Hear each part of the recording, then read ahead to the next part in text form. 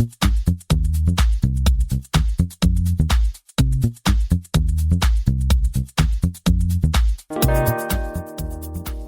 everyone, welcome to the 338th episode of the Internet of Things podcast. This is your host, Stacey Higginbotham, and your co-host, Kevin Toffel. And we have so much to talk about this week. We're going to be talking about Wyze getting a ton of money. U.S. senators are getting upset with Tuya. We've got news from Silicon Labs Works With event. We've got a correction on somebody else's story about Matter, just so nobody thinks it's doing things it's not. We've got a new semiconductor startup that is building microcontrollers for the IoT. We've got an acquisition. We've got Google getting in the digital twin space. And we've got battery technology that makes batteries 20% more dense. Plus, we've got a little bit of HomeKit news. And our guest this week is the developer of a power wheelchair accessory that y'all are going to love hearing about. They developed their own sensors. They did a lot of sensor fusion. We're talking about like edge IoT. We're talking about bringing like wheelchair-based mapping to the world. It's feel good and it's really nerdy. Y'all are going to love it. All right. I should tell you who it is. It's Jared Dean, who is the CTO of a company called Lucy. We'll also hear from Silicon Labs, our sponsor. And now, let us get this show started with a message from another one of our sponsors. This week's sponsor is Infineon, a world leader in semiconductor solutions that make life easier, safer, and greener. Shaping everything from the IoT, AI, and Industry 4.0 to deep machine learning and intuitive sensing, the digital transformation is becoming reality, and the physical world's going to be connected with the virtual world like never before. Infineon is going to be the link between the real and the digital world. You can learn more about Infineon and their solutions at Infineon.com. Okay, let's kick off the show with a bang. We actually talked about this story. I can't remember if we did it in the show or in the newsletter, but sometime this summer, we had reported, based off GeekWire's reporting, that Wyze had raised up to $110 million in additional funding. Well, now we know all the details. Kevin? Yeah, this is really interesting.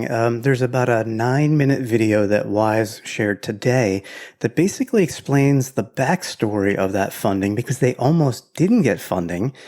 And it also talks about what they're going to do moving forward in terms of certain services, which I think people will be excited about. I certainly am. The backstory real quick is that in March of 2020, Wyze was getting ready to try and raise $50 million in funding. And then the pandemic hit. And that hurt their funding effort. That also hurt their shipping dates. That hurt their customer service, all kinds of problems. But essentially, they were down to, they said paycheck to paycheck as a company at some point during the early part of the pandemic. And it was hard for them to attract investor money because they didn't have any recurring or much recurring subscription revenue for services, which is a big thing right now in IoT. We've talked about this many times. Everything's a SaaS. Yeah. Additionally, they said in this video that their profit margins are already single digit. So once the pandemic hit with additional shipping costs and delays in chip shipments and so on, they had higher costs for their product that they did not want to pass on to the consumers, which kudos to them. I don't think they did. I didn't really see any price increases. Did you? They have since increased some of their prices by a little bit, but I just want to throw this in contrast to like the iPhone, which has like a 60% profit margin. I mean, these are very different business models. So very true. Very true. So you can see that they ran into problems, and it was to the point that they were in a major cash crunch and did basically an all hands meeting that said, this is our number one goal. We need to survive. And that is a scary thing.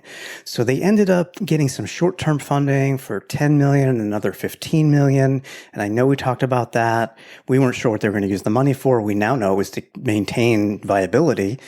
And they decided to better attract investors and try and ride out the pandemic. They would take all their developers and focus on AI, which they have made great strides on. Folks who remember the original AI solution that they had used was from a chip company, I believe, that had on-device AI. Exynos, that's the one. And it was purchased by Apple not long after the Wyze products with the chip debuted. So we all remember, or maybe we don't, but I remember that Wyze scrambled and said, well, we got to take these services away. We'll be replacing them. Well, they did that to a large extent. Here's the best part. They've got their 110, 115 in funding, whatever it is. So now they can refocus on boosting customer service support, which has been lacking, increasing or decreasing shipping times. And here, in an AI perspective, they plan to debut in early 2022. And I saw I saw a demo of this. You will be able to train your Wyze cameras to use AI and identify what you want the cameras to identify. So if you want to know if you have 1, 2, or no cars in the garage, you can train that. If you want to train it so that your garbage cans have fallen over or they're in the street, you can train it. So then you can get notifications on that. And that is incredible. So I'm looking forward to seeing that. That's the big news is the funding, but I'm really excited about A, that they're continuing on, and B, what they're going to bring, we hope, in the early part of 2022. Yeah, and I'm really curious. I'll reach out to Wyze to find out who's doing that. I've seen a couple companies. This is machine learning at the edge, y'all. And it's customized and personalized. Yeah, so there's a couple companies. Quixo is one that has been doing this. I've written about them, and I've seen their training demos, and they're pretty awesome. So I'm going to reach out and find out who is behind this, if they've partnered up or if they've developed something on their own, because that's worth looking at. Is Edge Impulse one of those? Isn't there a...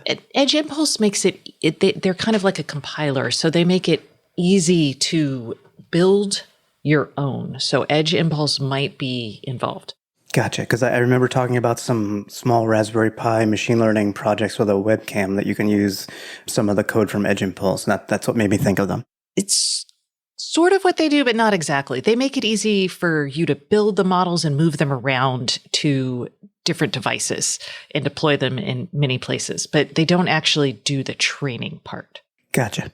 Okay, so that is great news for Wyze, and yay them. Now we have some bad news. I'm going to call it bad news for another big player in the IoT, Tuya, which is a Chinese company that they have deals with Walmart. They have deals with lots of companies that apparently I'm totally blanking on right now. But they are a company that provides all the way from the device to the cloud backend and even the apps for IoT devices. These are not the IoT devices necessarily from the big like Google or Amazon, but it's your third-party brands and other companies that might be that don't want to deal with the whole cloud and connectivity and all of that stuff. They may not have the expertise or the resources, so they just hook into Tuya's system and kind of white label it as their own. Yeah. And sometimes they don't even white label it. Sometimes they'll just tie you into Tuya Smart, which is Tuya's platform. But 3 Republican senators say that Tuya is required by law to turn American data over to Beijing. And now they want to ban and sanction Tuya Smart because they feel like it's a national security threat. Tuya says it's not because the user data is kind of isolated by region, and they say up to now it has never been requested by foreign governments. And that doesn't give me a warm fuzzy because that doesn't mean it couldn't be in the future requested. Well, so that's true, but Tuya does actually geographically host its data.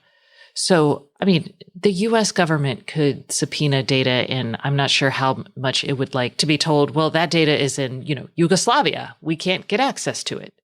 But this feels so political. This is Marco Rubio, Tom Cotton, and Rick Scott. No, you're right. It's political. I would say, yes, it's political. I don't know the details. Like, do they really truly understand what regional data hosting is and so on? What the constraints might be as a result of those.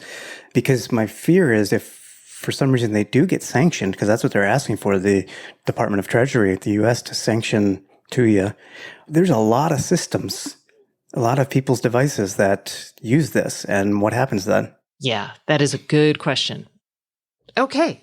In other news, Silicon Labs this week hosted their Works With event. Silicon Labs is a sponsor. You'll hear about Works With and how to see the sessions that maybe you didn't get a chance to see later. But they announced 3 things that are really compelling. The first And I'm actually going to talk about this, I believe, in this week's newsletter. But the first is they've launched easy-to-use modules for sub-gigahertz radios.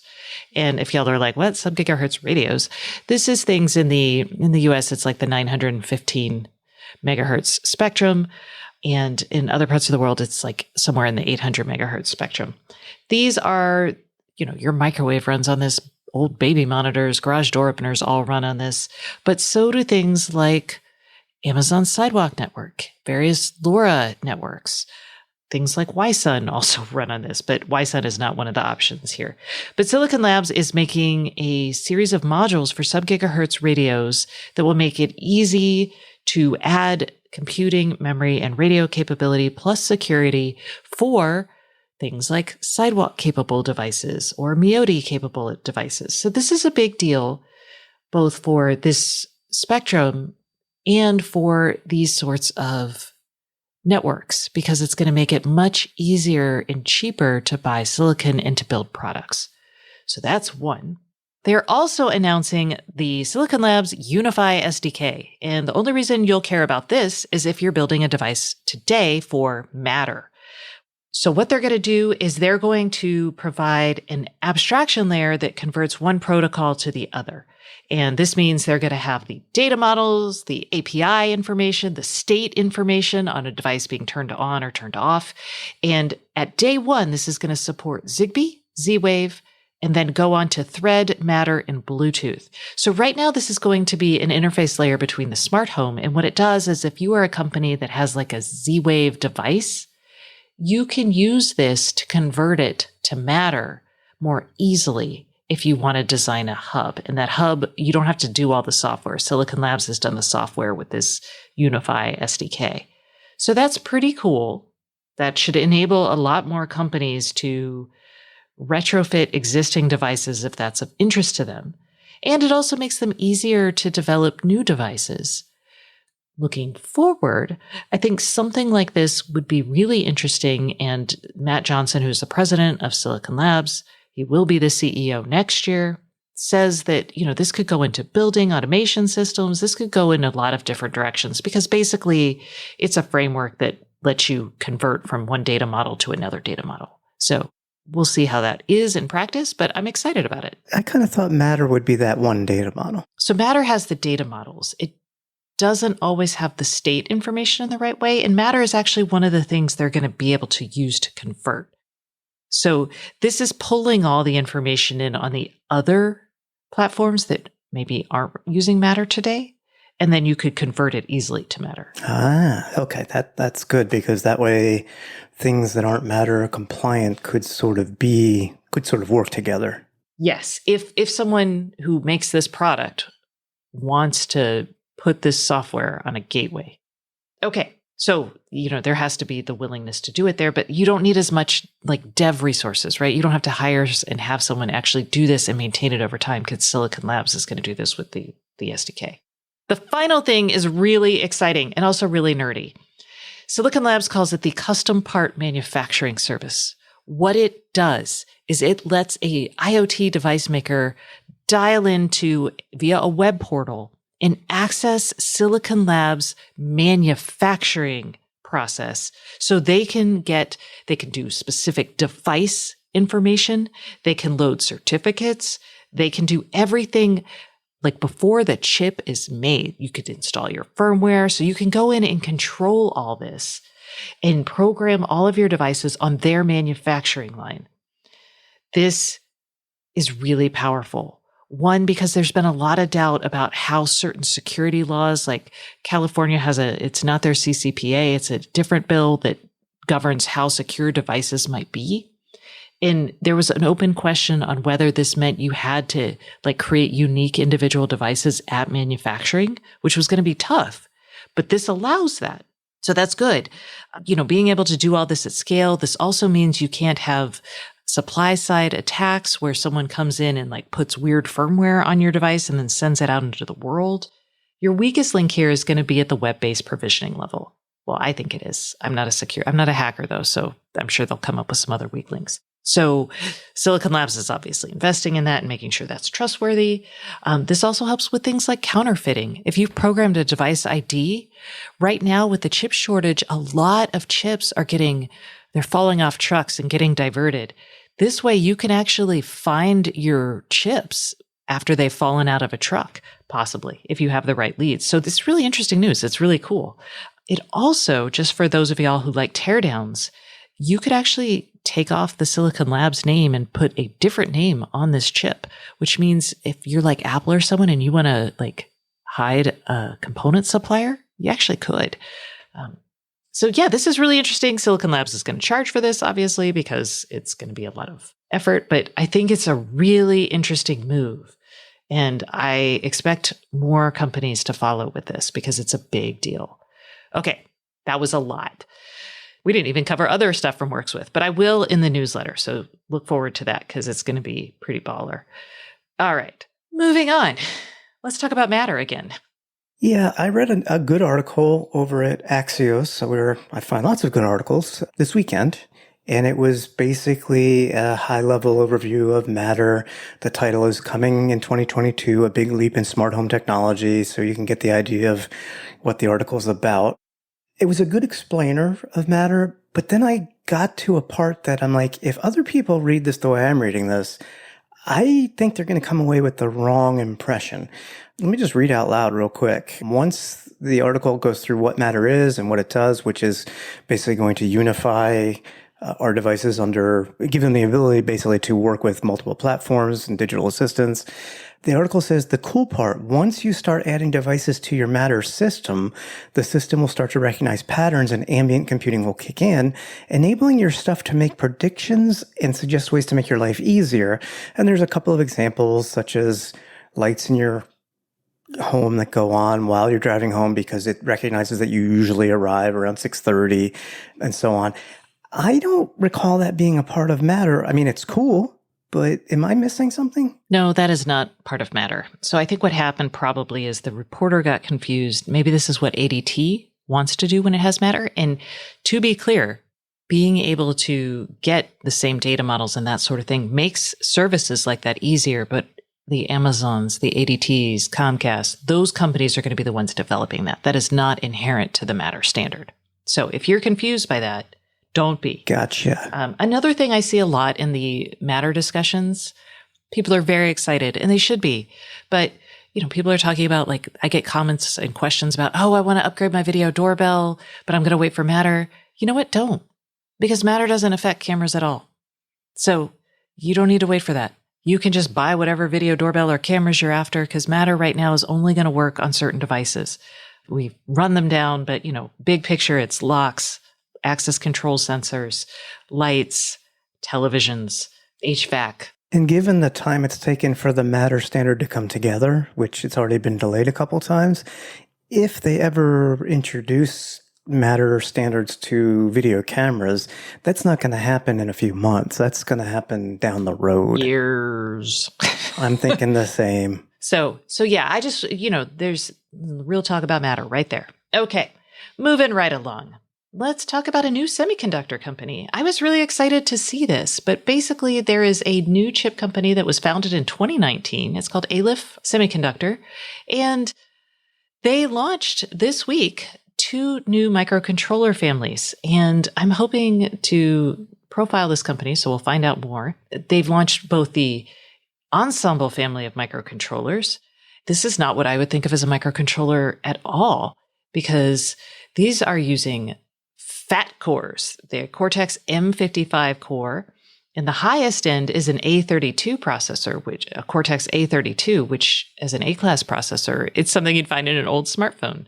These also have memory, like extra memory, and lots of capabilities for AI. So machine learning acceleration. And then they also have the Crescendo family, and this is for high performance computing and a lot of radios. So I was really interested in this because the people who are working on this, they're kind of a known entity. One of them is the former founder of Cavium, which is a networking company. And the other has worked with Freescale, ST Micro, a bunch of, Atmel. So real familiar in the semiconductor, like the IoT semiconductor space. So let's stay tuned for more from these guys, as it's like all chip news all this week. Yay! And then in acquisition news, JFrog, which is a DevOps platform that lets people like at Google and AWS build software, they have acquired Upswift, which is an IoT device management company. They did not disclose the terms of the deal, but Upswift is a 3-year-old startup. They've built something for basically managing and securing Linux devices and IoT devices. So developers are basically going to be managing all the stuff they currently manage, plus a bunch of IoT devices. But it'll be easier for them. But it'll be easier because JFrog's going to handle all the nerdy bits. Other news, Google has launched a digital twin tool for logistics and manufacturing. I thought this was really interesting just because I haven't seen Google do a lot of stuff on Google Cloud that kind of answers. Both Microsoft and Amazon have site-wise various Azure Edge platforms, various services that run on top of their basic IoT platforms. But Google's getting there. They have something called Supply Chain Twin. And this is letting people build a digital twin of their supply chain. This is really important for a bunch of reasons. One, companies are trying to reduce carbon emissions throughout their supply chain. 2, there are security components there. And 3, and probably most relevant today, is supply chains are a mess. So understanding how things might affect your supply chain in advance by running simulations on a digital twin is really relevant. This might sound silly. Okay, hit me. But I'm actually impressed that they're integrating all of the supply chain data in Google Workspace, which is the old G Suite for companies. Usually with these cloud services, there's all these funky looking dashboards that are, foreign to most people, but they're putting all of this information easily available in a familiar interface with Gmail and the calendar and so on. So that's interesting to me, but maybe I'm an oddball. No, and I think it's compelling because Google has a nice distributed and secure workforce or workspace system. So one of the challenges with supply chain data is you have to get your suppliers to trust you with data that might be very sensitive to them, right? So having a place to put and aggregate and share that is really important. So in order to even make something like this happen. So I'm really excited about this. Yay. Okay. And that's enough about industrial stuff. Let's go to batteries and new fitness trackers. Kevin? Yeah, so the Whoop folks have a new fitness tracker. You used the Whoop Band 3, maybe? I did, the 3.0. I decided it was too hardcore for me, but it is a cool fitness tracking device. Yeah, it's definitely for a targeted audience, not just casual exercise, but like athletes and such. So Whoop 4.0, new band, is out, along with the subscription service that you need, I believe, for the Whoop data tracking. You do not buy a tracker with Whoop, you buy a subscription. Right. You get the tracker, but you pay for the subscription. Yes. But what's interesting about the Whoop 4 is that it has a smaller battery, physically smaller battery, and yet it still provides the same roughly 5 days of constant monitoring for all your biometric data. So we looked into that a little bit, and it turns out that the Whoop folks worked with the Sila Nano folks. And that's not a company I'd heard of, but Sila Nanotechnologies, they've been around since 2011, and they basically specialized in battery anode technology that can increase I'll call it the power density of a battery, so more power in a smaller space, and that is what Whoop 4.0 is using.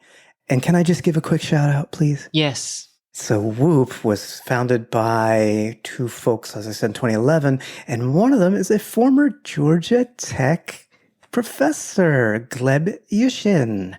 So yay, go Georgia Tech, go Jackets. Y'all just get used to this because Kevin's doing his graduate program here at Georgia Tech, and we're going to have to accept. All they do is research. 60% of their students are graduate students. Go Yellow Jackets! Okay. Sorry, go ahead. You're not sorry. You're not sorry, Kevin. Sorry, not sorry. Okay. I want to be the mascot. There you go. Yeah, Kevin has a goal, y'all. Would you like to tell people about your goal? I would like to be the Yellow Jacket mascot for one football game, and maybe, thanks to years and years of soccer, just get on the football field, kick either an extra point or a field goal, and become like one of the oldest D1 players ever. Yes. So my feeling is, I hate to burst your bubble. Your odds are not great, but maybe it could happen. Maybe. Gotta have dreams. Dream, my friend. Okay. Final news bit for the week. We're just throwing this out here because we talked about the possibility of a Wyze gun safe launching a while back. Yale has now, well, not now, we actually have talked about the Yale cabinet lock in the past. And basically now the Yale cabinet lock is HomeKit capable. And this is kind of a fancy thing. You screw it in. I thought it was like basically a light sensor that says, hey, the cabinet's open. No, it's a lock. It is. It's a latch, right? So you literally screw this into one of the shelves in your cabinet, and you put a little latch on the door of the cabinet that goes into this lock. And it's either Bluetooth or Wi-Fi. They have two different versions. And it will basically keep the cabinet locked. So liquor, medicines, etc., whatever else you need to secure from maybe your kids or whatever. It's $80 though. I'll tell you that. It's not cheap. Yeah, but the type of security of not having your kid get into your liquor cabinet is probably pretty high. Oh, absolutely. Or it gives them a reason to start hacking and try to get into your liquor cabinet, which also might be worth $80. All right. So that is out there for all of you HomeKit lovers. All right. That concludes the news segment for this week. It's now time for the Iot Podcast Hotline, where we listen to you. And this hotline is brought to you by Very. Very is a fully distributed IoT engineering firm that partners with clients to build systems for smart manufacturing, smart energy and utilities, consumer electronics, and connected wellness. You can discover what Very's multidisciplinary teams can do for you at verypossible.com/services. And let me tell you, if you call us on the hotline at 512-623-7424, you will also be entered to win a smart speaker of your choice. And we might answer your question on the show. So many reasons to give us a call. You can also just call and not ask a question and just be entered to win. We're not fancy. So this week, we've got a question from Paul about his webcam setup. Let's hear it. Hi, Stacey and Kevin. I'm calling because I'm trying to figure out how to replace the cameras in my house and what to go with. I currently have Nest cameras. They're indoor cameras, but pointed outside. I'm only using cameras looking outside. And I'm also looking to get a doorbell camera. I have a wired doorbell currently. Just for some additional context, I have a Unifi home networking system that supports their video recording system. And then I also have a Synology storage appliance as well, which also has a video system. And so I prefer an offline video system, and I'm trying to figure out what would be the best option to go with. I haven't used either the Synology or the Unifi's video systems. I'm not sure what kind of notifications and things like that they can provide or what, but any help you could provide would be great. Thanks. I wonder why Paul wants to get away from the Nest cameras. I mean, that's his choice, obviously. I guess he wants a localized video system. Yeah, or maybe sick of paying for subscriptions. I don't know. So Kevin's going to answer your actual question that you asked, Paul, because, we try to do that. But I'm also going to throw a little wrench in your game. I actually think you should look at a product called Camect, CAMECT. This is, and you have plenty of this right now. This is like a feed aggregator from your cameras. It's local, and it also allows you to have AI. So you can actually, it recognizes packages and animals and all kinds of stuff. So I would actually use your Nest cams, feed into that. Thus, you get local storage for your Nest cameras, and you get AI capabilities on top of it. You can aggregate your camera feeds so you can see everything on one screen if you want.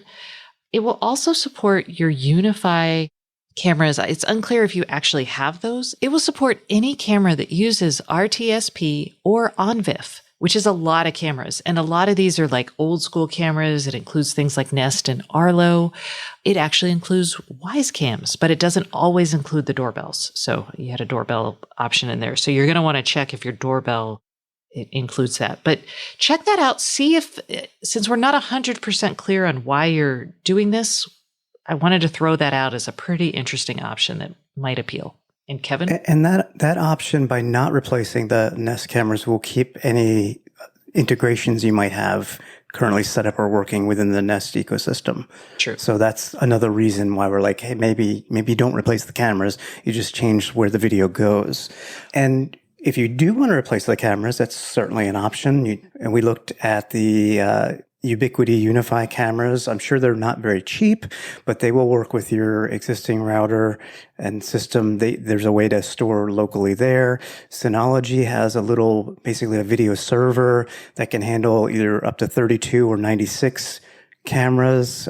So they have options there. Again, keeping everything localized. I just worry if you swap out cameras to work with those specifically, like from those brands, you may lose integrations. That may not be an issue for you, but we wanted to mention that.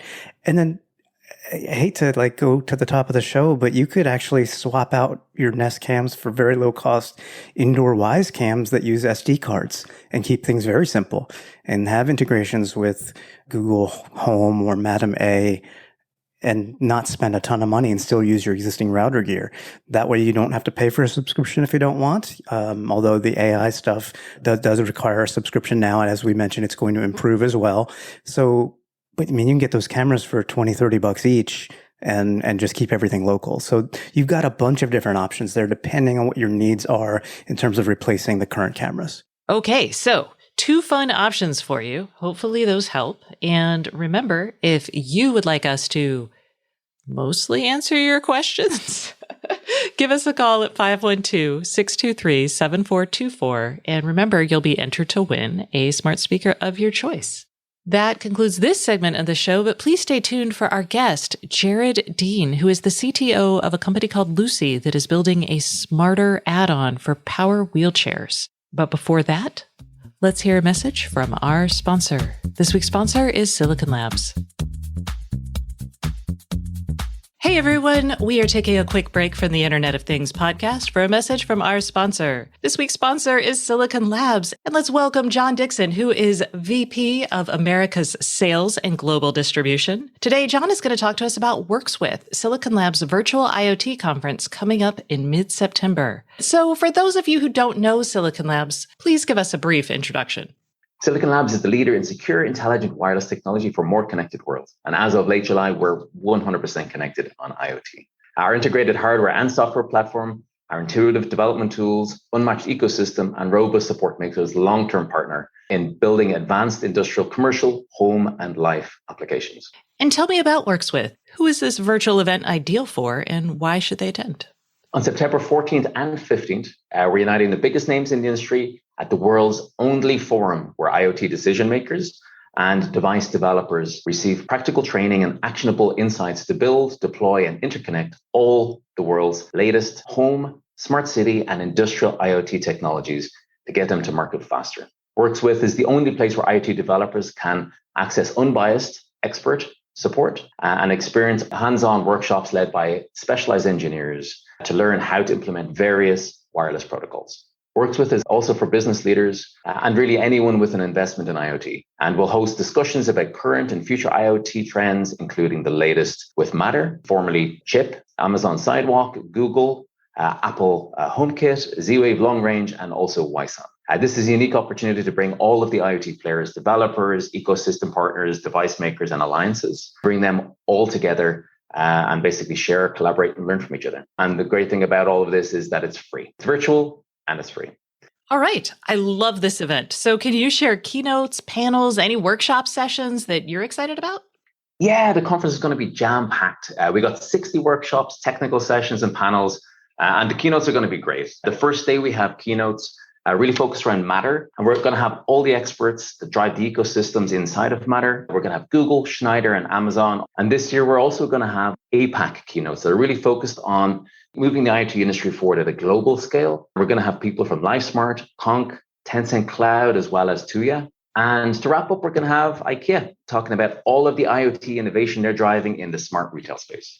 I've got to tell you, I am really excited about the panel that y'all are going to be hosting on the current semiconductor supply issues. There's going to be Arrow, ASE, the Global Semiconductor Alliance, and someone from EE Times. So if everyone else is as excited as I am, how do they register for WorksWith? We'd love for you to join us virtually on September 14th and 15th. If you can't join live, registration will allow you to get on-demand access post-event. But if you want to register, go straight to workswith.scilabs.com, fill in your details, and get registered for free.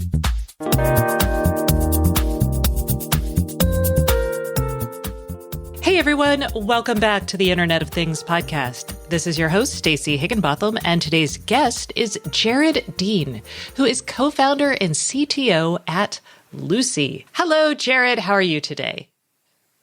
I'm doing great. Thanks for having me. Oh, I am so excited. I am trying so hard to contain my excitement, but you have a wonderful startup.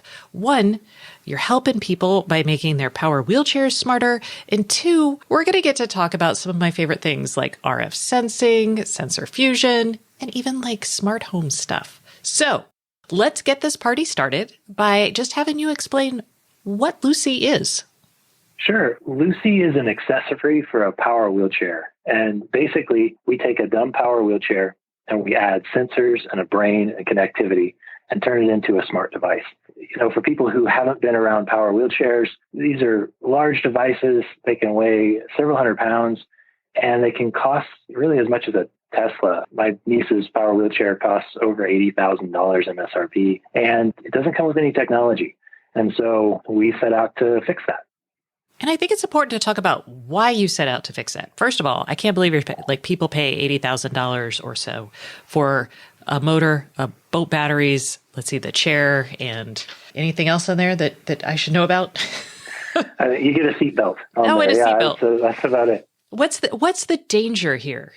Yeah, so these devices are really easy to run into things and to tip over. And so a large percentage of power wheelchair users report tips and falls over the course of their owning the power wheelchair. I think it's something like 87%.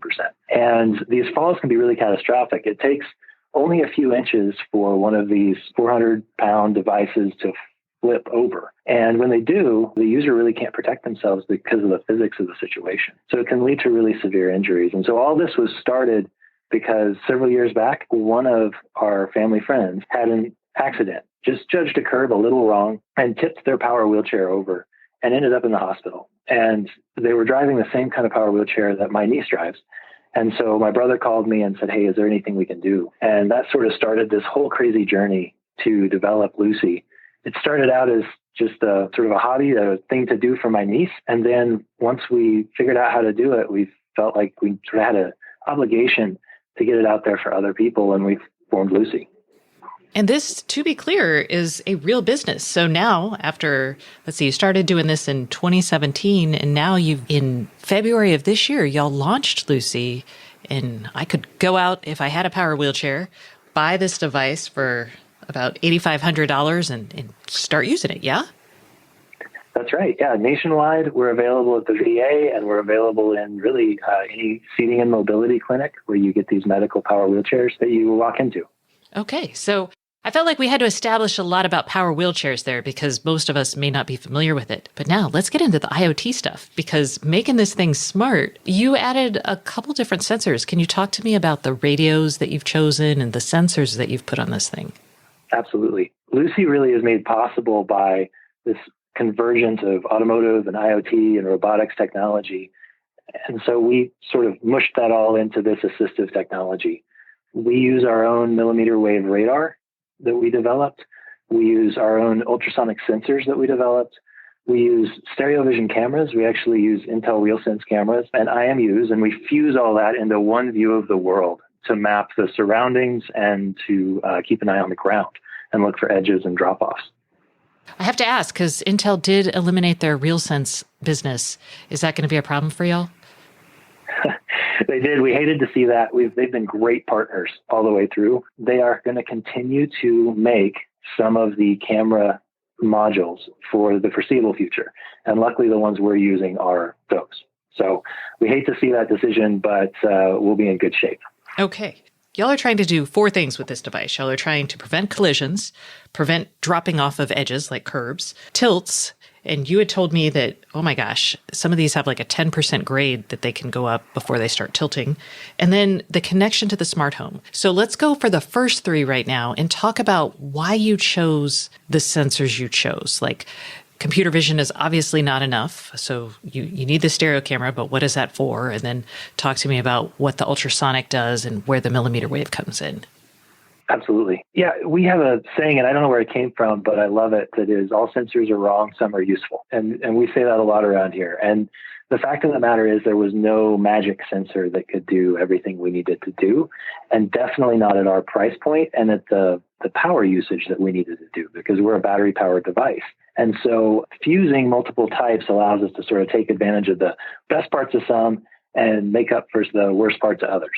So stereo vision is great. It allowed us to map the ground really well and also gives us collision information. But, you get clean glass, you're not going to see it with a stereo vision camera, and lighting can be a real problem.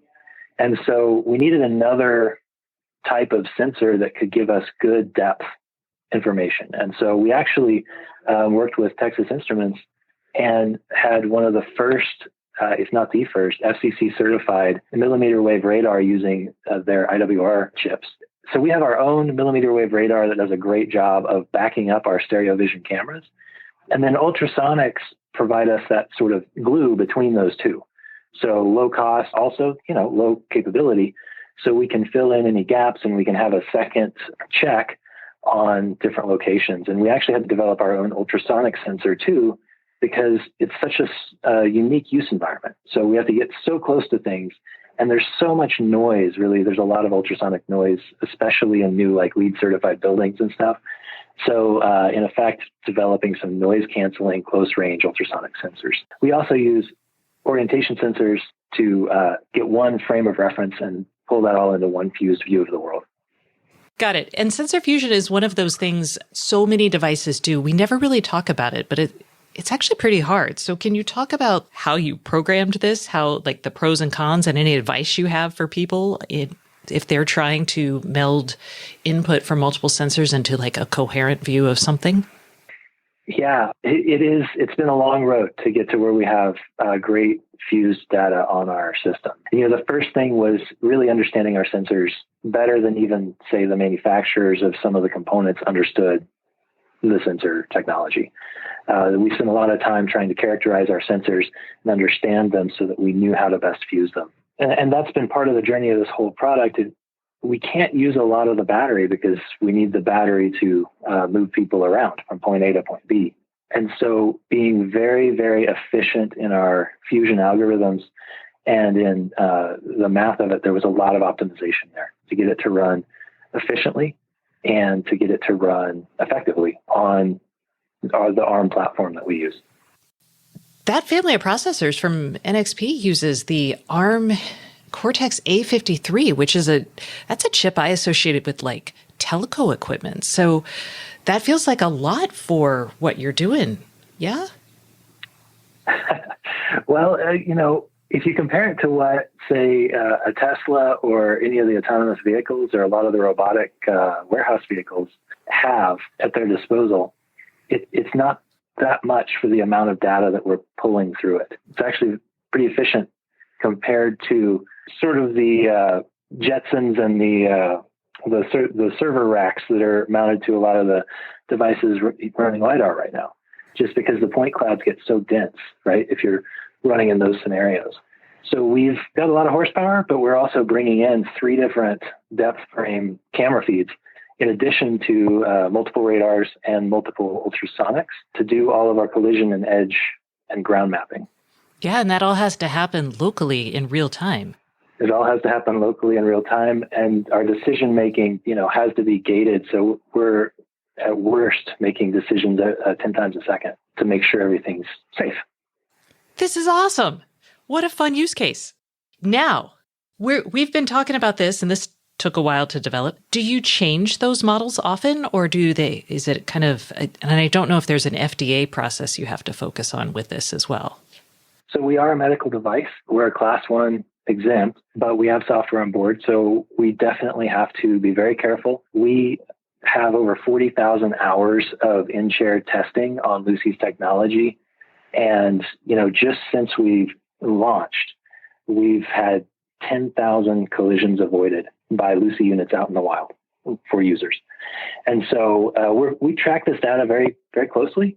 And we also have a really robust process here. We actually published a paper because really we're the first one to bring this level of technology into this field, into this market.